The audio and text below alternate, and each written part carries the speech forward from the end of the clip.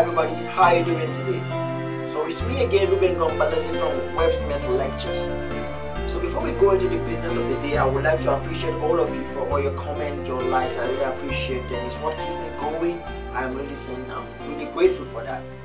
So today we're gonna talk about the brachial plexus, guys. The brachial plexus. I know. The brachial plexus is one of the most complex plexus we have in the human body because it deals with a lot of nerve, guys. You know, it's one plexus that medical students really are afraid of. You know, because you have a lot of nerve, and you need to know which muscle each of these nerve they hit, which muscle they would innervate, guys. Okay. Now the brachial plexus, it's basically it starts from what C5 to what T1. So the brachial plexus, you know, is formed by what? The anterior rami of the lower four cervical vertebrae together with what? The first thoracic together with the first thoracic vertebrae. What I mean, I don't mean vertebrae, I mean what? The spinal nerve that comes from this particular related vertebrae, you understand? So we have it as what? Between this particular, the cervical region, we have cervical spinal nerve. So the anterior rami of the cervical spinal nerve, that's the lower four, together with what? The anterior rami of the what? The first thoracic spinal nerve, guys. That is what forms what? The brachial plexus. And this particular brachial plexus is very important, guys. It starts from the neck, you understand? Passes through the axilla, understand? Going to the what? The cervical axillary canal, understand? And then it goes to the arm, the forearm, and even the hand. So it innervates the arm, the forearm, and the hand itself, guys. Okay, now this brachial plexus is very important, like I told you, pretty important, guys. So you can agree with me that what the brachial plexus it gives what we'll call muscular innervation to the muscles of the upper extremities. The nerves that supply the muscles of the upper extremities, they all come from what? The brachial plexus, guys. Okay, it doesn't stop there, guys. It doesn't stop there. This particular brachial plexus, it also gives what? Cutaneous innervation, guys. It gives cutaneous innervation to the skin, related skin of this region. You understand? So that is an important function of the brachial plexus, you know. But like I told you, it's not all the muscles that are found in the upper extremity that are innervated by the brachial plexus. You know, there's the trapezius muscles, guys. Trapezius is not innervated by the brachial plexus, guys. But this trapezius muscle is innervated by what? The spinal accessory nerve, which is what is a cranial nerve. It's a cranial nerve. This cranial nerve innervates with the trapezius muscles, and also the skin around what the region closer to the axilla. It's not innervated by the brachial plexus, guys. Understand? There is a nerve which is called what? The intercostal brachial nerve. It innervates the skin near or around the axilla. That's the armpit, guys. Your armpit, you know. So this region basically is not what innervated by the brachial plexus, guys. The skin around this region is not even innervated by the brachial plexus. Now this is what? An exception to the muscular innervation. Muscular exception. And this is what?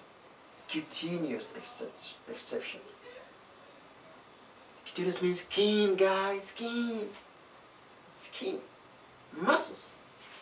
Okay, now the brachial plexus is pretty important because once the brachial plexus is damaged, it's called what? Pathology, right? It's called pathology. Once you have a pathology of the brachial plexus, man, it can lead to several functional impairment, guys. It's pretty important.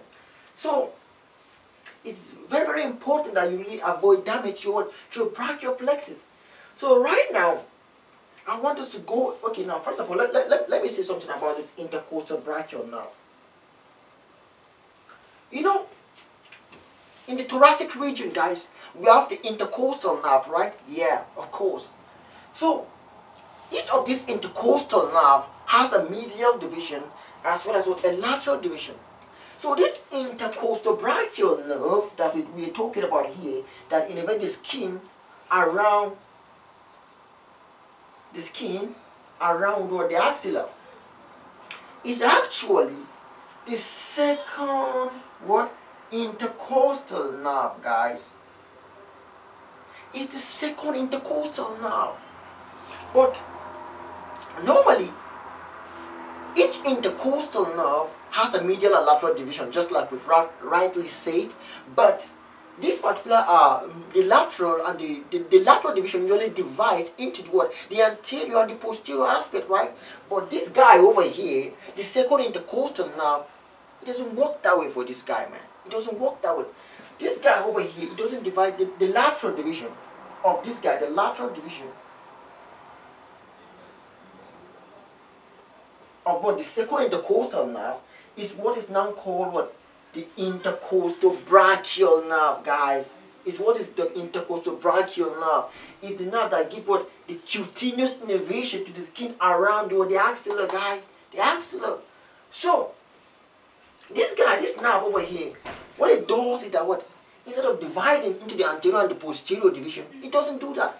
It penetrates the external intercostal muscle.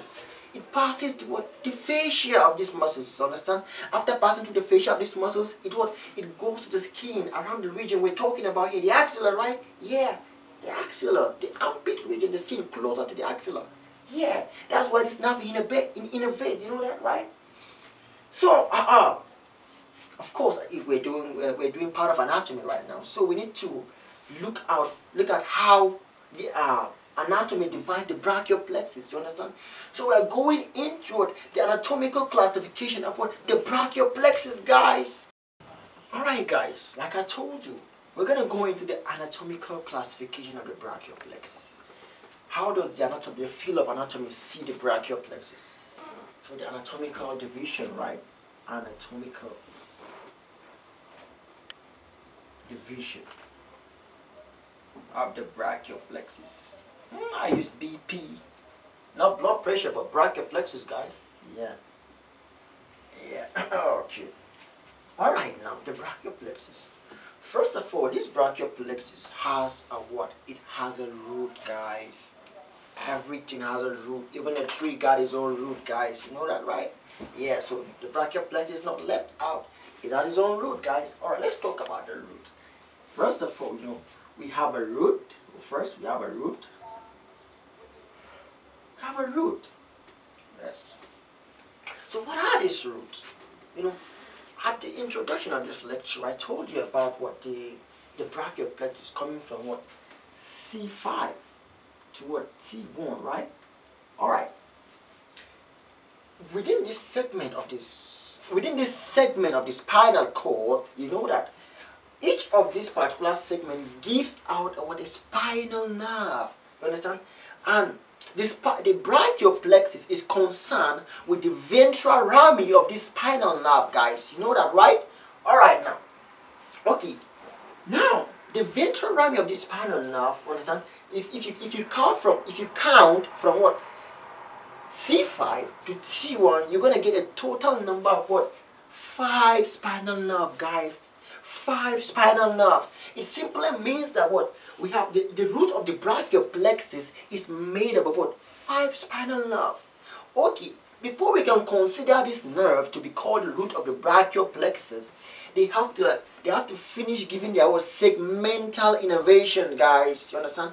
When they've given out their segmental innervation, then we consider them as the root of the what, the brachial plexus, guys. Okay, now. So you can define the root of the brachial plexus to be what? Group of 5 spinal nerves. From what? From T5. We have from T5 to what? T1. We have T5. We have T6, guys. We have T7. We have T8. We have T1. You understand? 5 spinal nerves. Yeah, of course. Okay, now we have 5 spinal nerves, basically. Not spinal nerve, but let's see what the anterior rami of the spinal nerve. It would be better to call it this way. 5 anterior rami, guys, of the spinal nerve. And this spinal nerve, they have to give what? Their segmental supply, guys. Segmental supply. They have to supply the muscles and the skin, you know, that are very proximal, closer to them before they what? They move out, right? Of course, you know that. All right. And after the root, you know, what next, guys? If we have a root, we must have a trunk, guys. We have trunks. You know, the spinal nerve have their own trunks, guys. All right. After the root, the next division, anatomical division, is the trunks. We have the trunks, guys. We have the trunks. And okay, these trunks of this are the brachial plexus. Normally, the roots that we just talked about right now, they come together to form the trunks. They form the trunks, guys. And these trunks, yeah, we have 3 basic trunks, man.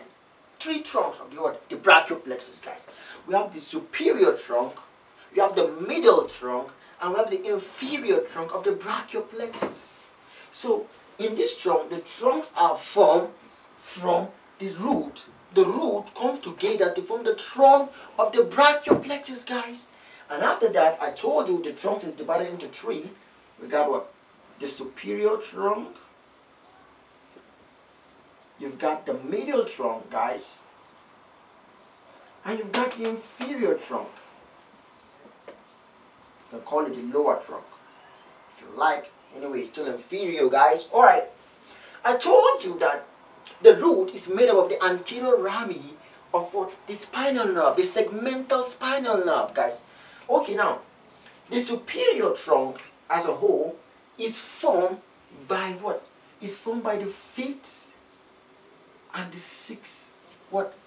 It's formed by the what? The merging together of the 5th anterior ramis of the cervical spinal nerve and the 6th. They come together to form the superior what? Trunk. Alright. Now the middle trunk, man, this guy is a big boy. This guy is an independent guy.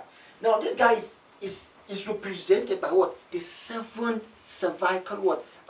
Spinal nerve. You understand?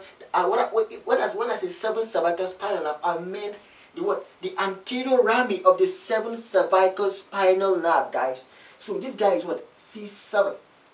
Right? Okay, now this gentleman over here, the inferior trunk, is formed by what? The merging together of the 8th cervical spinal nerve and the what? The 1st thoracic what? Spinal nerve. So this is what form. This is how the trunks are formed. I told you that the roots, they come together to form the trunk, guys. They come together to form the trunks. So now look at it this way. 5 and 6 come together to form the superior trunk, and 7 forms what? The middle trunk, and what? 8 and T1, they form the inferior trunk of what? The brachial plexus, guys. It's easy, guys. From the trunks, what do we have, guys? We have divisions. We have divisions, guys. The third part of this brachial plexus is known as what? The divisions. Divisions. Normally a tree usually what? Divides into what? You know, different stems, branches, you know, stuff like that. You know that, right? Okay, now we call it divisions, guys. Divisions. Okay. We have divisions. What are these divisions? From the word divisions, it means what? These guys over here, they will divide, guys. The trunks have to divide from the divisions. You understand? So each of this trunk over here will divide into 2. So if the superior have 2 divisions, if the middle has what? 2 divisions, and if the inferior or the lower trunk have 2 divisions, What does it mean? It means we have a total of what, 6 division, guys. 2 times 3 is 6, guys. So the divisions are formed as a result of the branching of the trunks, guys. The trunks will divide. They form the divisions. So we have a total of what, 6 divisions, right? And each of these 6 divisions, they have an anterior and a posterior divisions as a whole. Do you understand what I'm saying? Good.